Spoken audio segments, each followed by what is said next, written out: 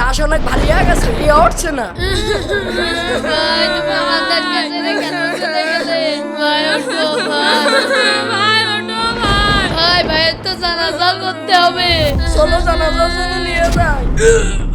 কি রে কি হয়তো উঠছে নাকি? আরে আমিও তো কিছু বুঝছি না, খাটিয়া উঠছে না কে? আরে লাশ অনেক ভারী হয়ে গেছে, উঠছে না। আচ্ছা আমি দেখছি। কি রে কি হয়তো ভাইয়ের লাশ উঠছে নাকি? সত্যি তো লাশ অনেক ভারী হয়ে গেছে, তোলা যাচ্ছে না। তাহলে একটা কাজ করি, আমি ইমাম সাহেবকে ডেকে নিয়ে আসি। হুজুর আসেন আসেন, এই যে ভাইয়ের লাশ। আরে ছেলেটা মারা গেল। হুজুর আমার ভাইয়ের লাশটা এখান থেকে উঠছে না, অনেক ভারী হয়ে গেছে। হুজুর আপনি কিছু করেন। আচ্ছা তোমার ভাই দুনিয়াতে বেঁচে থাকতে কি এমন করেছিল? ওরে বাবা রে। আপনি কি? আমি আপনাকে বলছি ওর লাশ উঠলো না কেন? হ্যাঁ হ্যাঁ বলেন। তাহলে শোনেন, ও নামাজি ব্যক্তির সামনে নাচারাচি, ও মনোযোগ নষ্ট করে। শুধু তাই না, ও বন্ধুদের সাথে ডিজে পার্টি করে। ও আজকে যদি নামাজ পড়ে আল্লাহ তাআলার কাছে মাপ চাইতো, তাহলে আল্লাহ ওকে মাফ করে দিত। হ্যাঁ, কোথায় গেল?